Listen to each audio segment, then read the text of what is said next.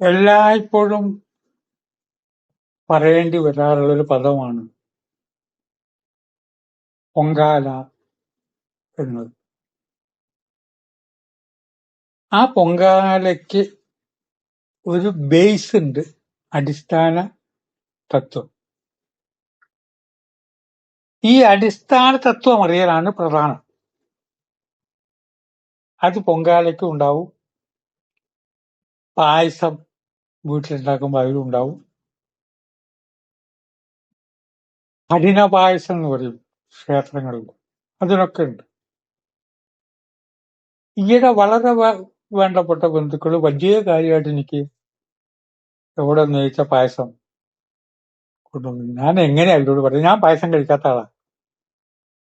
അതിന്റെ കാരണം വേറെ വിഷയം. പൊതുവായിട്ട് ഞാൻ അങ്ങനെ വല്ലാതെ മധുരമുള്ള പായസം കഴിക്കാറില്ല. പായസങ്ങളെ കുറ്റപ്പെടുത്തുന്നില്ല. എന്റെ ഭാര്യയ്ക്ക് പായസം വലിയ ഇഷ്ടമാണ്. എന്റെ പിറന്നാളിലും അവള് പായസം ഉണ്ടാക്കും. പായസം എന്ന് പറഞ്ഞാലും പൊങ്കാല എന്നൊക്കെ പറഞ്ഞാലും അതിന് വലിയൊരു കാര്യം അതിന് പഠിച്ചെടുക്കാൻ ഉണ്ട്. ഭാരതീയമായ എല്ലാ കാര്യങ്ങളും പഞ്ചഭൂതങ്ങളെ ആസ്പദമാക്കിയ. അയ്യോ, പഞ്ചഭൂതം എന്നൊക്കെ പറഞ്ഞ അന്ധവിശ്വാസമാണ്. എനിക്ക് പഞ്ചഭൂതം എന്ന് പറഞ്ഞാൽ എന്താ അറിയില്ല. എനിക്ക് ഡോക്ടറേറ്റ് 3 കിട്ടിക്കഴിഞ്ഞു. 3 ഡോക്ടറേറ്റ് കിട്ടാൻ പഞ്ചഭൂതം അറിയൊന്നും വേണ്ട. പക്ഷെ ഭാരതത്തിലെ ആചാരങ്ങള്, ചിന്തകള്, ഇവിടുത്തെ പുരാണങ്ങൾ, അതിന്റെ അർത്ഥങ്ങളൊക്കെ മനസ്സിലാക്കണമെങ്കിൽ പഞ്ചഭൂതങ്ങളെ കുറിച്ച് അറിയണം. ഈ പഞ്ചഭൂതങ്ങളാണ് ഈ ബേസ് എല്ലാത്തിൻ്റെയും. അത് പഠിക്കാൻ വേണ്ടി ആചാര്യന്മാര് ചില ചടങ്ങുകളൊക്കെ ഉണ്ടാക്കി. പാത്രത്തില് അരിയും പഞ്ചസാരയും ഇട്ടിട്ട് പാലൊഴിച്ച് തിളപ്പിക്കലാണല്ലോ പായസം. പൊങ്കാലയും അങ്ങനെ തന്നെയാണ് ചെയ്യുന്നത്. ഏകദേശം കാര്യങ്ങൾ ഒരേ മാതിരിയാണ്. അല്പസ്വല്പം അങ്ങോട്ട് മാറിയിരുന്നാലും വ്യവസ്ഥയ്ക്ക് മാറ്റമൊന്നുമില്ല. എന്താണ് ഈ പാത്രം? ഈ ഭൂമി ഒരു പാത്രം ആണ്. ആ പാത്രത്തിലെ ഒരു ചട്ടിയിലെ എറുമ്പ് എന്നൊക്കെ പറയാം. ആ പ്രാധാന്യമില്ല ഒരു മനുഷ്യന്. ഫ്ലൈറ്റ് പോകുമ്പോൾ എനിക്ക് ഉള്ള ഒരു ദുർഗുണമാണ് വെറുതെ കീഴ്പ്പെട്ട് നോക്കുക, ഒന്നും കാണാണ്ടാവില്ല. എന്നാലും ഞാൻ ഇങ്ങനെ നോക്കിക്കൊണ്ടിരിക്കും. എനിക്ക് മനസ്സിലാവില്ല, ഒന്ന് കണ്ടാലും മനസ്സിലാവുകയില്ല. അടുത്തൊരു ആളോടൊക്കെ ചോദിക്കുന്നത് എങ്ങനെ സംഭവം ആ പച്ച നിറം കണ്ടത്. നമ്മൾ പച്ച നിറം കണ്ടത് ആ വൃക്ഷങ്ങളാവണമെന്നില്ല, എനിക്കറിയില്ലേ. പക്ഷെ ഒരു കാര്യമുണ്ട്, മനുഷ്യൻ എന്നുള്ളൊരു ജീവി അതിന്റെ അടിയിൽ താമസിക്കുന്നുണ്ട്, ജീവിക്കുന്നുണ്ടെന്ന് പറഞ്ഞാൽ ആദ്യമേ ഫ്ലൈറ്റിലാണ് ജനിച്ചതെങ്കിൽ വിശ്വസിക്കില്ല. ഇതിപ്പോ മനുഷ്യരെ ഇവിടെ തന്നെ കണ്ട് ശീലമായതുകൊണ്ട് അതിന്റെ ഭൂമിയുടെ അടിയിൽ മനുഷ്യൻ എന്നൊരു ജീവി താമസിക്കുന്നല്ലാതെ ആദ്യമേ ഫ്ലൈറ്റിലാണ് കയറണമെങ്കിൽ മനുഷ്യൻ എന്നൊരു ജീവികളുടെ ഒരു ലക്ഷ്യം ഒരു ലക്ഷണവും ഇല്ല, നോക്കിയാൽ കാണില്ല എന്നർത്ഥം.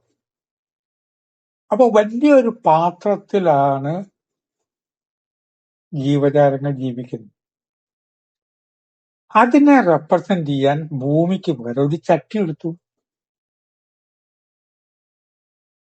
ആ ചട്ടിയാണ് ഭൂമി തത്വം. നല്ല പായസം ചട്ടിയിൽ ഉണ്ടാക്കണം കേട്ടോ. ഇപ്പൊ ചട്ടി എന്നുള്ളത് നമ്മൾ രീതിയിട്ട് ഏത് പാത്രമാണെങ്കിലും ശരി, ഭൂമി തത്വമാണ് ചട്ടി. ഭൂമി തത്വം കഴിഞ്ഞാൽ ഭൂമി എവിടേക്കാണ് പോണത്? ഈ ഭൂമിയുടെ എന്താ? ലയം. ഏതിൽ ലയിക്കും? വെള്ളത്തിൽ ലയിക്കും. സകലതും വെള്ളത്തിൽ ലയിക്കും. നമ്മൾ ഈ കാണുന്നതൊക്കെ വെള്ളത്തിന്റെ കഷ്ണങ്ങളാ. മാർബിൾ എന്ന് പറയുന്നത് ഐസ് തന്നെ. വെള്ളാരംകല്ല് എന്ന് പറഞ്ഞ പേരിന്റെ സ്ഥലത്ത് തന്നെ വെള്ള നിറത്തിലുള്ള കല്ല്. വെള്ള നിറം എന്ന് പറഞ്ഞാൽ വെള്ളം അതിന് വന്ന. കരിങ്കല്ലിൽ മുഴുവൻ ജലമാണ്. ജലം മാത്രമല്ല, ഇപ്പൊ നമ്മൾ ജലത്തിന്റെ പ്രാധാന്യം പറഞ്ഞപ്പോൾ പറഞ്ഞ മാത്രം. അപ്പൊ അതിലേക്ക് വെള്ളം ഒഴിച്ചു. പഞ്ചസാരയും ഇടുന്നുണ്ടോ? പഞ്ചസാര എന്ന് പറഞ്ഞാൽ എന്താണ്? പഞ്ചസാരയുടെ പേരെന്താ? പഞ്ചസാര. 5ന്റെയും സാരം. ഇതാണ് പഞ്ചസാര. മധുരം എന്ന് പറയുമ്പോൾ വേറെ മീനിങ് ആണ് വരിക. പഞ്ചസാര പഞ്ചഭൂതങ്ങൾ 5ന്റെയും സാരവും. അതിലേക്ക്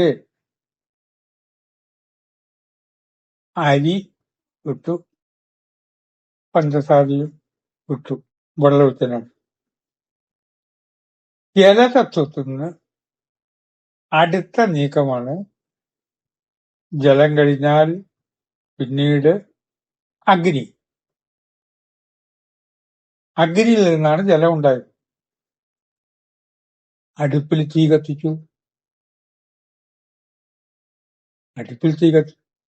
കല്യാണ ചടങ്ങ് വരെയും ഇതിന്റെ മറ്റൊരു രൂപമാണെന്ന്. വിവാഹ ചടങ്ങ് എന്ന് പറയുന്നതാണ്. ഈ പഞ്ചഭൂതങ്ങൾ 5നെയും വെച്ചിട്ട് തിരിച്ചൊന്ന് കളിച്ചാണ്. ഭൂമി തത്വം പടവ കൊടുക്കല്, ഓരോന്നിനും. അഗ്നിതത്വം അഗ്നിയുടെ ചുറ്റും വെള്ളം വെക്കുന്നുണ്ട്. ഇനി ഉള്ളത് അഗ്നിട്ട് തിളപ്പിച്ചു. ആ അഗ്നിട്ട് തിളപ്പിച്ചതിന് ശേഷം നമ്മള് നാമസ്മരണ ഇതിന്റെ ഒരു ഭാഗമാണ്. നാമസ്മരണ മറക്കാറുണ്ട്. പായസം ഉണ്ടാക്കുമ്പോഴും വീട്ടിൽ ചോറുണ്ടാക്കുമ്പോഴും നാമസ്മരിക്കുക. നാമസ്മരണ വരുന്നുണ്ടല്ലോ, ഏതെങ്കിലും രീതിയിൽ വരുന്നുണ്ട്. എല്ലാം ഈശ്വരനാമമാണ്. ഈശ്വരനാമമല്ലാത്ത ഒന്നും ഇല്ല. അപ്പൊ ഭൂമിയായി, ജലമായി, അഗ്നിയായി, വായു ആയി. നാമസ്മരണ. ഇനി ഒന്ന് ആകാശമാണ്. ആകാശത്തിന്റെ പ്രതീകമാണ് പാല്. എവിടെയും, ഇത് തൽക്കാലമുള്ളൊരു വ്യാഖ്യാനമല്ല, എവിടൊക്കെ ആകാശം എന്ന് പറഞ്ഞോ അത് പാല. നാഴിയൂരി പാലുകൊണ്ട് നാടാകെ കല്യാണം. നിലാവിനെ കുറിച്ചാണ് പറയുന്നത്. ഈ ഭാസ്കരൻ മാഷോട് ഞാൻ ഒരു സംഭാഷണം മധ്യേ പറഞ്ഞു, ആ പാല് എന്നുള്ള പ്രയോഗം മാഷ് ഇത് ആലോചിച്ചല്ലോ, രണ്ടും മുട്ടിയില്ലെന്നത്. പല കവികളും അങ്ങനെ പറയില്ല. ഞാൻ അങ്ങനെ ആലോചിച്ചിട്ടാണോ അല്ലതൊന്നും പറയില്ല, ആകെ ഒരു ചിരിയിൽ ഒതുക്കി. പഞ്ചഗവ്യ ഉണ്ടാക്കുമ്പോ പശുവിന്റെ 5 ഘടകങ്ങളാണ്. അതിൽ ആകാശതത്വത്തെ പ്രദാനം ചെയ്യുന്നത് പാലാണ്. അപ്പോ സാധാരണഗതിയിൽ ഈ പ്രപഞ്ചത്തെ കുറിച്ചുള്ള ഒരു വിജ്ഞാനം പൊങ്കാല നമുക്ക് തരുന്നുണ്ട്. ആ പൊങ്കാലയുടെ പരാശക്തി സങ്കല്പിച്ചതാണ് ഈ ലോകം. ഇങ്ങനെ സൃഷ്ടിച്ചു അല്ല. നമ്മൾ ചോറും കൂട്ടാനും ഉണ്ടാക്കാൻ വേണ്ടി കയ്പക്ക എടുത്തു, അരിഞ്ഞു, മുളകെടുത്തു, അങ്ങനെയല്ല, സങ്കല്പിച്ചതാ. പിന്നെ പറയുമ്പോ സൃഷ്ടി നടത്തുന്നതിന് മുമ്പ് റോ മെറ്റീരിയൽ വേണമല്ലോ എന്നൊക്കെ പലവരൊക്കെ പറഞ്ഞു കേൾക്കാറുണ്ട്. അതൊന്നും ശ്രദ്ധിക്കണ്ട. എന്ത് റോ മെറ്റീരിയൽ സൃഷ്ടി നടത്താൻ.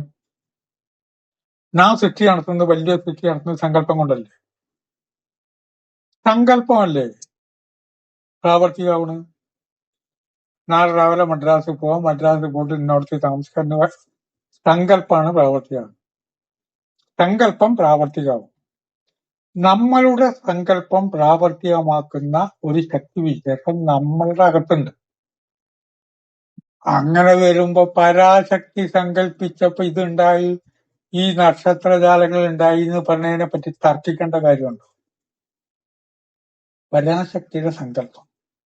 ഈ സങ്കല്പം എന്നുള്ള വാക്കിനെ ദുർവിനിയോഗം ചെയ്തുകൊണ്ട് അങ്ങനെയാണ് സങ്കല്പം എന്ന് പറഞ്ഞാൽ ഇല്ലാത്തതെന്ന് വിചാരിക്കും.